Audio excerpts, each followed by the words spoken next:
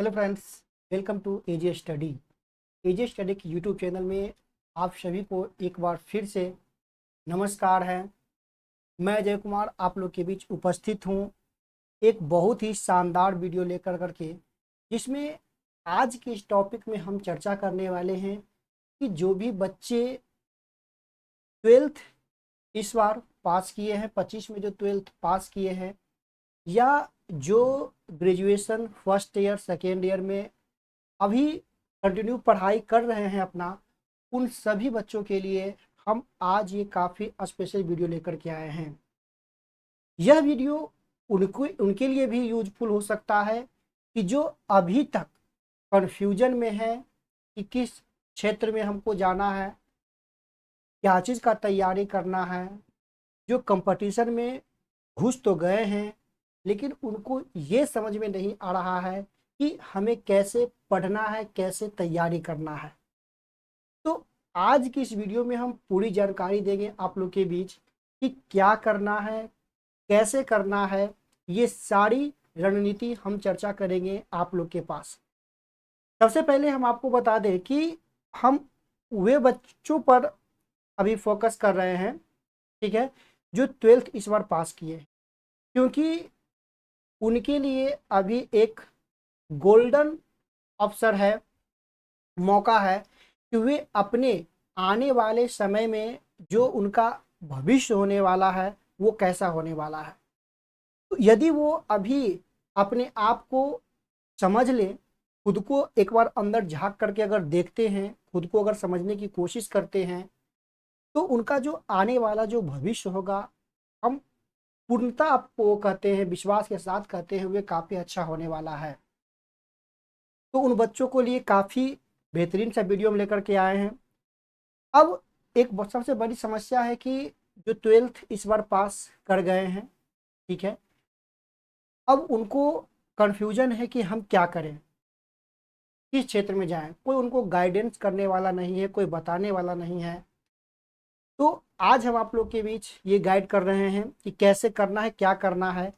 सारे गार्जियन को भी हम कहेंगे, जो भी माता पिता वीडियो देख रहे हैं, वे अपने बच्चों को ज़रूर गाइड करें। अगर आप चाहते हैं कि आने वाले समय में वो काफ़ी एक अच्छा मुकाम हासिल करें, तो अभी उनके बारे में सोचना काफ़ी ज़रूरी है। तो जो बच्चे ट्वेल्थ पास किए हैं, ये जो ग्रेजुएशन में हैं, तो पहले तो जो ट्वेल्थ पास किए हैं उनके लिए, जब तक आप टेंथ ट्वेल्थ में होते हैं, तो आप समझिए, जिसे कहते हैं ना कि कुएं का मेढक, तो वे आप कुएं का मेढक हैं।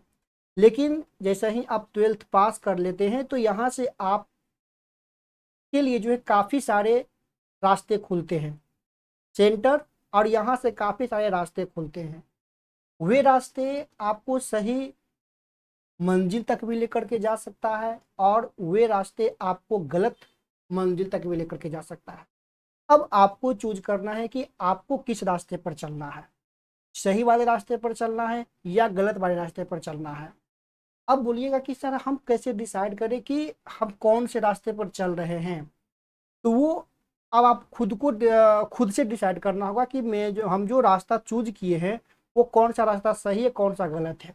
सबसे पहले जो ट्वेल्थ पास किए हैं, वे अपने कैरियर को बूस्ट करने के लिए, बढ़ाने अच्छा करने के लिए कुछ आगे वो देख सकते हैं। जैसे कि ट्वेल्थ के साथ साथ जो बच्चे इंजीनियरिंग की तैयारी कर रहे होंगे, मेडिकल की तैयारी कर रहे होंगे, उनका रास्ता तो क्लियर है कि आगे आने वाले जो 1 साल 2 साल जो उनके पास जो है, काफ़ी इम्पोर्टेंट है। उसमें आप जो है मेडिकल के लिए जो इंट्रेंस एग्ज़ाम होता है, या इंजीनियरिंग के लिए जो इंट्रेंस एग्ज़ाम होता है, उसको दे करके एक अच्छे, जो आपका जो इच्छा है, जो आपके गार्जियन का जो इच्छा है, उसको आप हासिल करें। अब उसे भी हासिल करने के लिए आपको क्या करना पड़ेगा, एक स्मार्ट स्टडी करना पड़ेगा। स्मार्ट स्टडी क्या होता है, हम आपको बताएंगे आगे आने वाले इसी वीडियो में, ठीक है। लेकिन दो रास्ता तो आपका कन्फर्म है, जो बच्चे चूज कर लिए कि हमें मेडिकल में जाना है या इंजीनियरिंग में जाना है। जो जैसे कि पहला में हम आपको ये बता रहे हैं कि मेडिकल में, अगर आपको मेडिकल में जाना है या इंजीनियरिंग में जाना है, उनके लिए तो रास्ता दो रास्ता अभी फिलहाल 1-2 साल के लिए तो क्लियर है, क्योंकि 1-2 साल आप इंट्रेंस एग्जाम दीजिएगा। एग्जाम होना ना होना ये आपकी मेहनत पर डिपेंड करता है, ठीक है। अच्छा कॉलेज मिलना नहीं मिलना ये आपके मेहनत पर डिपेंड करता है। लेकिन जो बच्चों का सोच है सरकारी जॉब, कंपटीशन क्षेत्र, ठीक है। और एक और हम आपको बता दें कि जो बच्चों का इच्छा है कि हम जो ग्रेजुएशन जो है एक अच्छे कॉलेज से करें, जो उनका ड्रीम्स कॉलेज है, तो उनके लिए भी अभी सीईटी का जो फार्म आशा करते हैं कि जो बच्चे का जो ड्रीम है कि अच्छा कॉलेज में हमें एडमिशन हो, तो वो सीईटी का जो कॉमन इंटरेस्ट जो होता है यूनिवर्सिटी के लिए, वो फार्म आप लोगों ने अप्लाई कर दिया होगा। आशा करते हैं ये बात को कि आपने अप्लाई कर दिया होगा, क्योंकि इसी मंथ में जो है आपका एग्जाम होने वाला है, ठीक है। तो आप उस पर जोरों शोरों से लगे, प्रीवियस ईयर क्वेश्चन को देखें और उसके अनुसार आप अपना बेस तैयार करें, क्योंकि आजकल जो एग्जामिनर है, जो क्वेश्चन सेट करने वाला है, वो काफ़ी थोड़ा सा क्वेश्चन को डीप में जाकर के सेट कर रहा है, जिससे बच्चे को समझने में काफ़ी प्रॉब्लम हो रही है। तो हम आपसे यही कहेंगे कि आप स्मार्ट स्टडी कीजिए, ठीक है। और अपने स्टडी को बूस्ट करने के लिए जो है आप मॉक लगाएं, टेस्ट लगाएं, प्रीवियस ईयर क्वेश्चन को आप जरूर देखिए। और जो प्रीवियस ईयर क्वेश्चन को आप जो देख रहे हैं ना, उसको थोड़ा सा डीप में जाकर के देखिए। जो एक क्वेश्चन यदि आप देख रहे हो प्रीवियस ईयर क्वेश्चन को, तो उस टॉपिक के बारे में, जिस टॉपिक से क्वेश्चन बना, उस टॉपिक के बारे में पूरे डीप पे जाकर के आप उसको अध्ययन कीजिए, जानिए कि अगर इस टॉपिक से अगर किसी प्रकार से अगर क्वेश्चन बन जाता है ना, तो हम इस क्वेश्चन को कर सकते हैं। तो जो सीईटी का फॉर्म भरे उनके लिए तो ये आपका हो गया, ठीक है, एक ड्रीम जो यूनिवर्सिटी है। लेकिन अब जिनका सपना है कि ग्रेजुएशन भी करें, साथ साथ हम जो गवर्नमेंट जो जॉब होता है, कंपटीशन होता है, उसकी भी तैयारी करें, है ना। तो उसके लिए हम आप लोग के बीच काफ़ी सुंदर सा ये वीडियो में चर्चा करने वाले हैं। तो आप पहले जब भी आप 12th पास करते हैं, तो आपके बीच अभी बहुत सारा एनर्जी होता है, आप में ठहराव नहीं होता है। हम कोई भी क्षेत्र में जब निकलते हैं ना, जब कोई भी क्षेत्र में हम जाते हैं ना, तो सबसे पहले उस क्षेत्र के बारे में आप समझिए। अभी से ही आपको पहले एक एम हो जाना चाहिए कि हमें किस क्षेत्र में जाना है, ठीक है। जो कंपटीशन के क्षेत्र में जो कूदे हैं, जो कंपटीशन के क्षेत्र में कूदे कूदे हैं, आप लोग को सपना हुआ कि हमें जो है एसएससी के क्षेत्र में जाना है, रेलवे के क्षेत्र में जाना है, ठीक है, या कोई स्टेट पीसीएस का एग्जाम देना है, या यूपीएससी के क्षेत्र में हमें तैयारी करना है। बहुत सारी आप लोग के भी सपना को, तो पहले आप पे एक जो व्यू है, जो एक आपके अंदर जो एक जुनून है, वो होना चाहिए जिस क्षेत्र में आपको जाना है, ठीक है ना। एसएससी करना है तो एसएससी के बारे में पहले मतलब आप समझिए जो डिमांड क्या कर रहा है हमसे। और अभी जैसे कि अभी जो आपका उम्र है, वो उम्र अभी पूर्णतः मतलब लगने का समय नहीं है। मेरा मत कहने का मतलब है कि अभी जिस क्षेत्र, अभी जिस उम्र में आप हैं, ये उम्र आप लोग के बीच काफ़ी सुनहरा उम्र है, ठीक है। इसमें अभी ये नहीं कीजिए कि हमने 12th पास कर लिया कि और तुरंत मतलब अगले साल या मतलब जब उम्र पूरा हो उसकी 1 साल 2 साल के बाद तुरंत मतलब हम जॉब ले लें। हो सकता है, क्योंकि अभी आपके पास ग्रेजुएशन है, क्योंकि ग्रेजुएशन के बाद जब आप कोई भी सरकारी गवर्नमेंट का जब फॉर्म भरते हैं, तो उसमें आपको काफ़ी अच्छा सुनहरा मौका मिलता है, अच्छा पद आपको मिलता है, सैलरी भी उसका अच्छा होता है।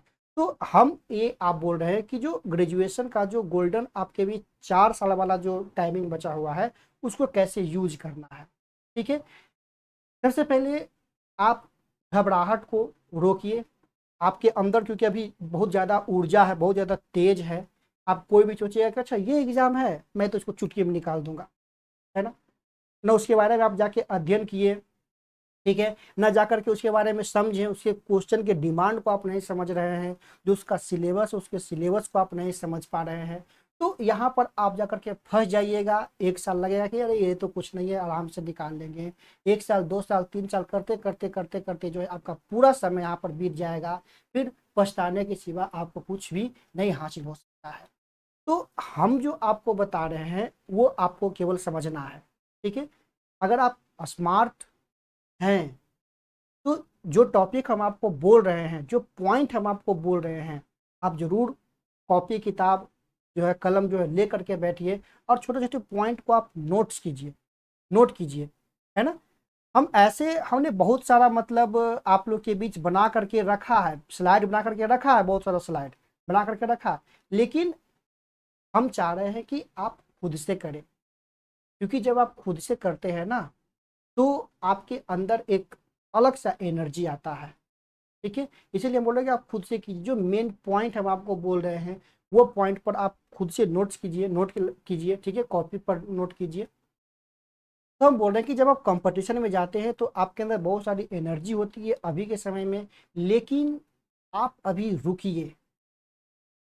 जैसे कि अगर हम एसएससी का पर चूज करते हैं, ठीक है, तो सबसे पहले हमको ये देखना है कि उसका डिमांड क्या है, क्वेश्चन का डिमांड क्या है, जिस जॉब की हम तैयारी कर रहे हैं उसका सिलेबस क्या है। सिलेबस को समझना काफी जरूरी है।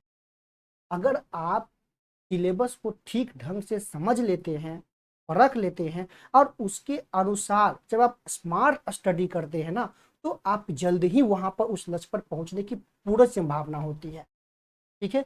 तो बहुत जरूरी है पहले हमें सिलेबस को समझना, ठीक है, सिलेबस को समझना। अब हमने आपको बोला कि अभी आपके पास जो ऊर्जा है उस ऊर्जा को दबाए रखिए, क्योंकि आगे आने वाले समय में आपको काम आने वाला है, ठीक है। स्मार्ट स्टडी करना बहुत जरूरी है। तो स्मार्ट स्टडी के लिए हमें क्या करना होगा, सबसे पहले जिस क्षेत्र में जा रहे हैं उसकी सिलेबस का अच्छा पकड़ हमें होना है। अब सिलेबस में जैसे एसएससी की अगर हम बात कर लेते हैं तो सिलेबस हमें क्या पढ़ना होता है, मोटा मोटी अगर हम बात करें, इंग्लिश काफ़ी ज़बरदस्त, मैथ काफ़ी ज़बरदस्त हमको चाहिए, रीजनिंग काफ़ी ज़बरदस्त हमको चाहिए, जीके जीएस काफ़ी ज़बरदस्त हमको चाहिए। मतलब इस पर पकड़ हमें काफ़ी अच्छा होना चाहिए, खास तौर पर इंग्लिश, मैथ और रीजनिंग पर, अगर एसएससी के क्षेत्र में अच्छे जॉब के लिए आप तैयारी कर रहे हैं। उसके बाद यूपीएससी की अगर बात करें, स्टेट पीसीएस की बात करें, तो इसके लिए आपको जीके जीएस पर काफ़ी बेस्ट पकड़ होना चाहिए, ठीक है। अब सर आप बोलिएगा कि सर ये जो पकड़ है यही तो पकड़ हमसे नहीं बनता है, तो मैं जो आपके लिए अभी आया हूँ इसी पकड़ को बेस्ट बुस्ट अच्छा बनाने के लिए हम अपने के बीच आए हैं। अब इसे हम कैसे अच्छा बनाएं, ठीक है। हमने आपको बोला कि जो आपके बीच अभी जो टाइम है, ग्रेजुएशन वाला जो टाइम है, उसको कैसे यूज करें। 4 साल आपके बीच है, इस 4 साल में आपको तैयार होना है ना, आपको तैयार होना है।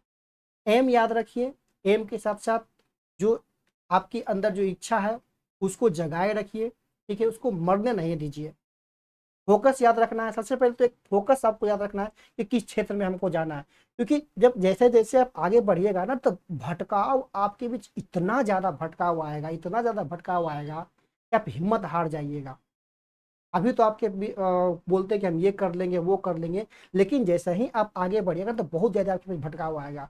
तो एक स्ट्रिक्ट लाइन जो है आपको सबसे पहले बनाना है और उसी पर चलना है, और धीरे धीरे चलना है, एकाएक नहीं दौड़ना है, फाड़ना नहीं है, धीरे धीरे धीरे धीरे धीरे धीरे चलना है, ठीक है। तो सबसे पहले हमें क्या करना है कि जिसकी तैयारी हमने सोचा उसका हमें सिलेबस पर ध्यान देना है।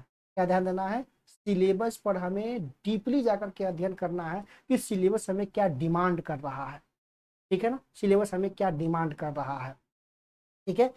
तो ये बात को आपको सबसे पहले क्या करना है, अध्ययन करना है, ठीक ढंग से अध्ययन करना है। 2 दिन 4 दिन 5 दिन 6 दिन समय दीजिए उसके सिलेबस को।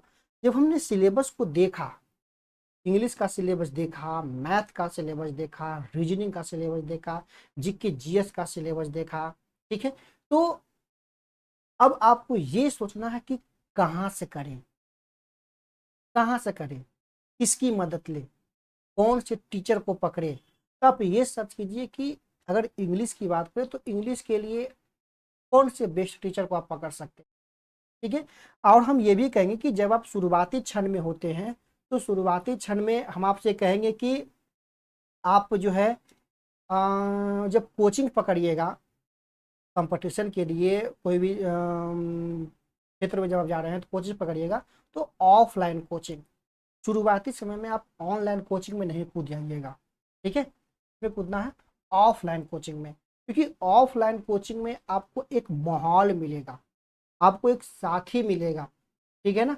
वहाँ पर आप मस्ती भी कर सकते हैं और साथ साथ जो है आप एक दूसरे को परख सकते हैं कि कौन कितना लेवल में है और कौन कितना पानी में है। क्योंकि जब आप ऑफलाइन कोचिंग में जाते हैं तो टीचर भी कभी कभी जो है जिस क्षेत्र में जाते हैं उसका जो पहले से जो सेलेक्ट होता है उसको बुलाते हैं, उसको बुला करके जो है आप लोग के बीच रूबरू करवाते हैं। तो जब भी आप जब शुरुआत करें कोई भी कंपटीशन का तो पहले शुरुआत ऑफलाइन कोचिंग से होना चाहिए। जब आपके बीच नॉलेज आ जाता है, आप विषय को जान लेते हैं, समझ लेते हैं, है ना, तो आप खुद से घर पर बैठ कर करके या घर से थोड़ा दूरी ही बना करके रखिएगा तो ठीक रहेगा। जब आप कंपटीशन क्षेत्र में जाते हैं तो बहुत सारे आप है ना, बहुत सारी भटकाव आपके बीच आएगा, घर का भटकाव आएगा, बहुत सारा दिक्कत तकलीफ आपको आएगा, दुख से गुजरना पड़ेगा। लेकिन आपको क्या करना है, अडिग रहना है, रुके रहना है, धैर्यता आप नहीं खोना है। ये बात आप याद रखिए ठीक ढंग से, है ना। तो ऑफलाइन हमने कोचिंग की बात किया, तो ऑफलाइन सिलेबस को समझना स्मार्ट तरीका से, टीचर चूज कर लीजिए। इंग्लिश के लिए बहुत सारे टीचर हैं। अगर हम अगर कुछ बोले तो इंग्लिश के लिए नीतू मैम हो सकते हैं, बेस्ट हैं। एक जयदीप सर है, वो भी बेस्ट हैं। गोपाल सर है, वो भी बेस्ट है। और भी आपके नज़र में कुछ हो सकते हैं, है ना, आसपास में भी कुछ हो सकते हैं। लेकिन शुरुआती समय में वैसे टीचर से पढ़िए जिसको आप समझ सकते हैं, जो बेसिक से आपको लेकर के चले, क्योंकि उस समय आपके बीच कोई नॉलेज नहीं होता है। तो ये आपका हो गया। उसी प्रकार मैथ के लिए आप कर सकते हैं। मैथ के लिए आप पहले एक बेसिक टीचर पकड़िए, बेस मजबूत कीजिए। बेस अगर बेस मजबूत रहेगा ना तो उसकी सहारे आप अच्छे से आगे बढ़ सकते हैं। लेकिन जब बेसिक कमजोर रहेगा तो आप आगे नहीं बढ़ सकते हैं। समझ रहे हैं मेरी बात को। तो ये आपका हो गया। फिर आपको हम बता दें कि जब आप टीचर सिलेक्शन कर लिए, जब आप स्टडी कर रहे हैं, स्टडी करने के लिए बैठते हैं, तो अपने आप को पहले उस लायक बनाओ, बैठने लायक बनाओ कि एक जगह हम बैठ कर करके कितना देर एक जगह बैठे, कितना देर एक जगह बैठ कर करके हम किसी भी चीज को पढ़ रहे हैं, लिख रहे हैं। हमने बोला कि इंग्लिश तो इंग्लिश डीप पढ़े जा करके, मैथ डीप पढ़े जा कर करके, रीजनिंग पर पूरा फोकस दीजिए। अभी आपको ये टेंशन नहीं है कि हमको ये जॉब करना है, खिचड़ी परोस भी नहीं करना। हमने क्या कहा, एक एम रखना है, ठीक है। खिचड़ी परोस नहीं, अरे ये फार्म आया, मम्मी के प्रेशर है कि अरे बेटा जल्दी करो जल्दी करो, ये फार्म आया वो भी भर दिया, ये फार्म आया वो भी भर दिया, अब पता चला एक भी फार्म में नहीं हो रहा है। तो पहले क्या करना है कि एक पर फोकस रखना है, उसी पर टूटना है, ठीक है। और एक बात और हम आपको बता दें, तैयारी तो करनी है, लेकिन आपके अंदर जो पर्सनल हुनर है, हुनर का मतलब समझ रहे हैं ना, आपके अंदर जो पर्सनल हुनर है जिसमें आप खूब अच्छा से काम कर लेते हैं। जैसे कि मान लीजिए अगर हम मेरी बात करो तो हमको पढ़ाना अच्छा लगता है, ठीक है। अगर किसी को अगर बात करो तो किसी को खेलना अच्छा, तो जिस खेल में आप अच्छे कर रहे हैं उस खेल को हथियार बनाइए, ठीक है। कोई भी क्षेत्र में एक आप सेकेंड ऑप्शन लेकर के चलिए, क्योंकि आगे आने वाले समय में बहुत सारी भटकाव होगी, ले आके हमसे तैयारी नहीं हो पा रहा है, हमसे हो पा नहीं रहा है, तो उसमें आपको जो बेस्ट ऑप्शन, जो सेकेंड चॉइस जो आपका होगा वो वहां पर काम करेगा, ताकि हम अपने जीवन को अच्छे से आगे बढ़ा सके। तो दो ऑप्शन, एक तो तैयारी तो ठीक है चल ही रहा है, लेकिन जो आपके अंदर जो है, जो आपकी जो हुनर है, उसको आप सेकेंड ऑप्शन को लेकर के जरूर चले। कोई भी तैयारी करते हैं कंपटीशन का तो सेकेंड ऑप्शन जरूर रखें, ठीक है। ये आपका हो गया। तो सबसे पहले हमको क्या करना है कि बैठना है, एक जगह बैठना है, एक सिटिंग बनाना है, टाइम टेबल फिट करना है।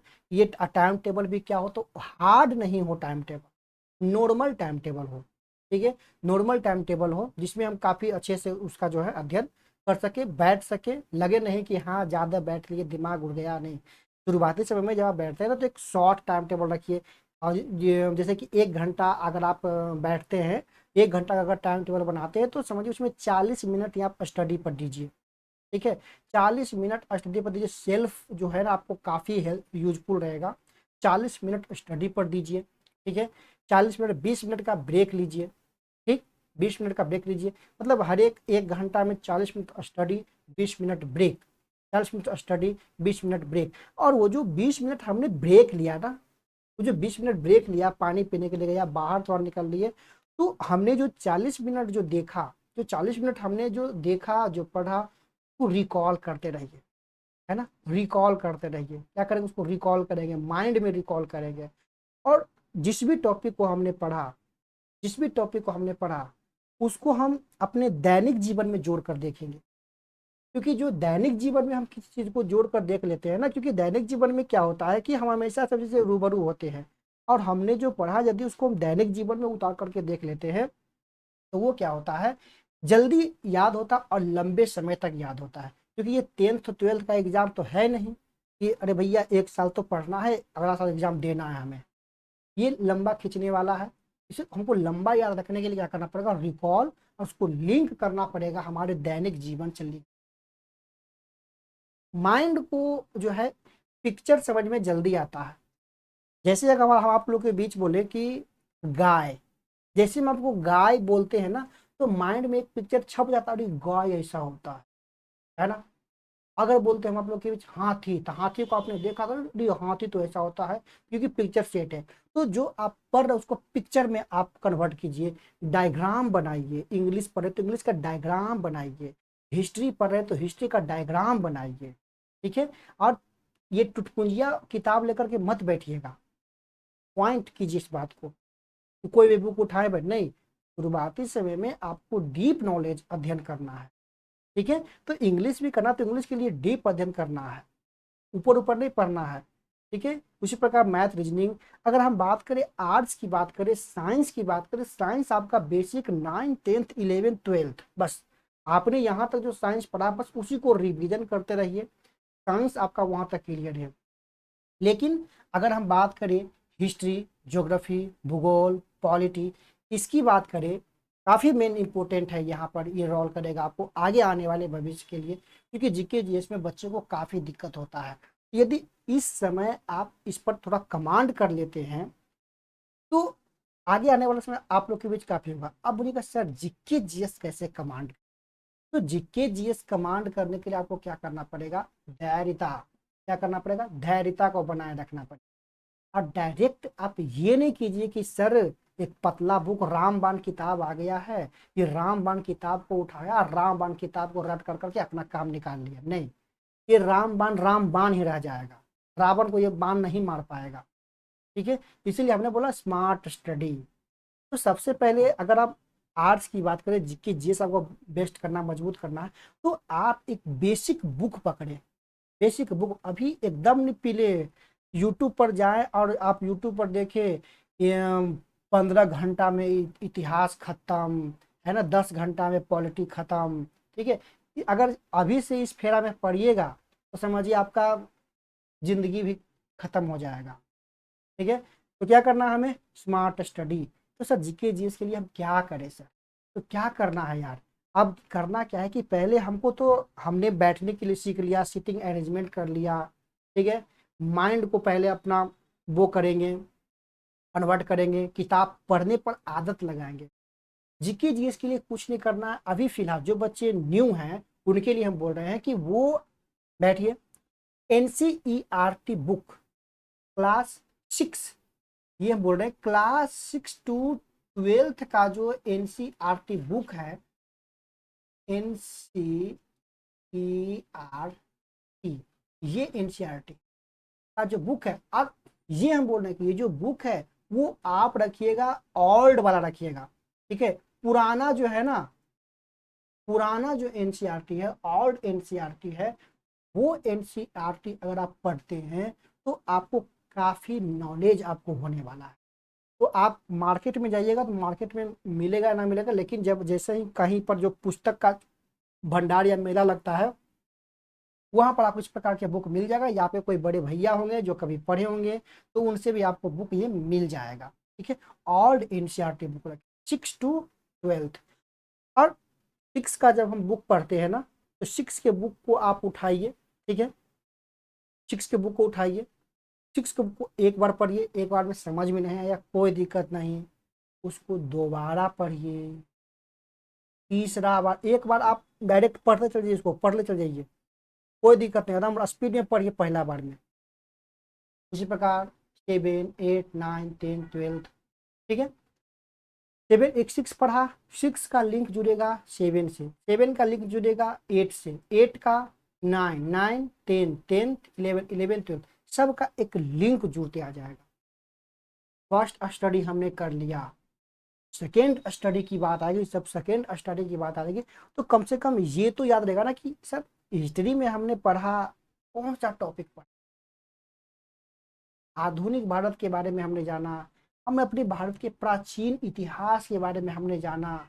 ये अगर शुरुआती समय में ये भी याद है सर, प्राचीन इतिहास में सर ऐसा होता था, भारत में ऐसी व्यवस्थाएं होती थी, खुदाई के समय सर ये मिला वो मिला, वहाँ की जो मुद्रा व्यवस्था सर ऐसी थी, वस्तु का जो है कैसे हम अभी जो रुपया में आदान प्रदान करते हैं उस समय कैसे करता था, जब लोगों के बीच कोई साधन नहीं रहता सर कैसे चलता था।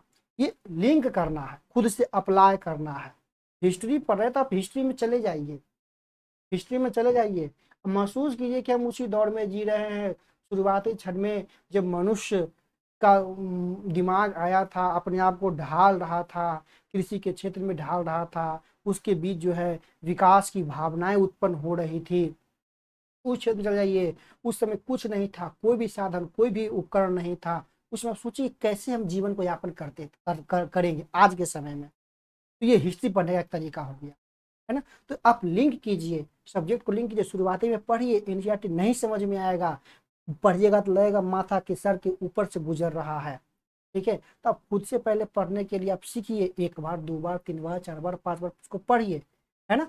4 साल जो ग्रेजुएशन वाला टाइम है उसमें आप इतना बार आप उसको अध्ययन कर लीजिएगा, जब आप फाइनल एग्जाम दीजिएगा, जब आप या 1 बार 2 बार 3 बार जब पढ़ लेते हैं तो उससे संबंधित जो PYQ क्वेश्चन बन रहा है, ठीक है, या एनसीईआरटी पढ़ने के बाद कोई स्टैंडर्ड बुक हम पढ़ेंगे। जैसे हिस्ट्री अगर हमने एनसीईआरटी पढ़ लिया, 6 to 12 पढ़ लिया, 2 बार 3 बार पढ़ लिया, तो हम स्टैंडर्ड बुक की ओर आएंगे। स्टैंडर्ड बुक में हम स्पेक्ट्रम की किताब पढ़ सकते हैं हिस्ट्री के लिए, ठीक है, स्पेक्ट्रम की किताब हिस्ट्री के लिए पढ़ सकते हैं। उसी प्रकार हम बात करें पॉलिटी की बात करें तो पॉलिटी आप इसी प्रकार से पढ़ सकते हैं। इकोनॉमिक की बात करें तो इकोनॉमिक की हम इसी पढ़ सकते हैं, ठीक है। फिर ज्योग्राफी की बात करें तो ज्योग्राफी की हम पढ़ सकते हैं। और जब हम 2 बार 3 बार पढ़ लेते हैं ना तो माइंड में एक चीज़ सेट हो जाता है कि कौन कौन सा टॉपिक किसमें पढ़ना है।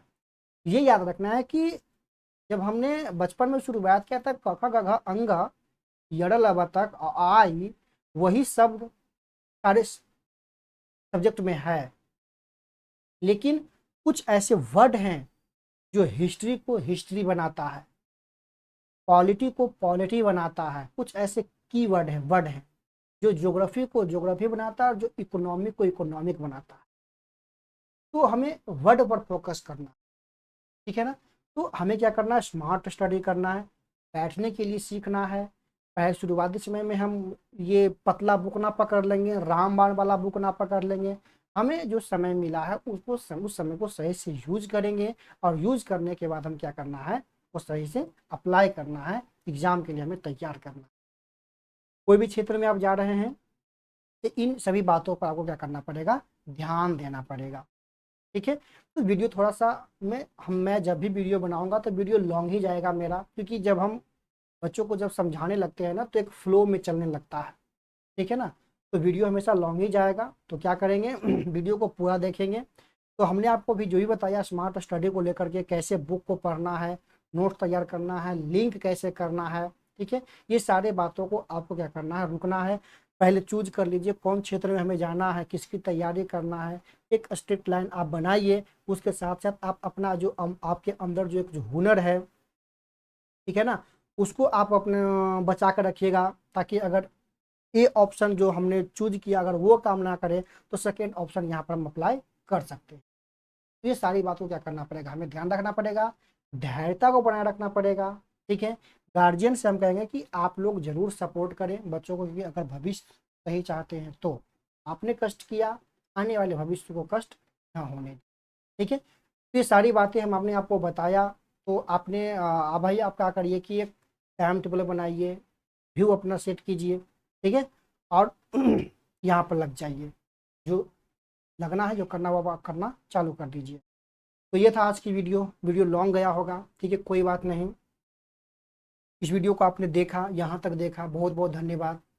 वीडियो कैसी लगती है आपको, आप हमें कमेंट के माध्यम से बता सकते हैं, या कोई आपको प्रश्न होता है तो आप हमें प्रश्न जो है कमेंट के माध्यम से प्रश्न भी हमें दे सकते हैं। और कुछ सवाल करना, डायरेक्ट सवाल करना, तो आप हमें टेलीग्राम के माध्यम से जुड़ सकते हैं। टेलीग्राम आप सर्च कीजिएगा जाकर टेलीग्राम में एजे स्टडी लाइव, आप वहां पर जुड़ जाइएगा, क्योंकि आने वाले समय में आप लोग के बीच काफ़ी सारा यूजफुल वीडियो लेकर के आने वाले हैं। ठीक है, तो चैनल पर जो नए बन रहे हैं चैनल को जरूर सब्सक्राइब कीजिए, वीडियो को लाइक और शेयर जरूर कीजिए।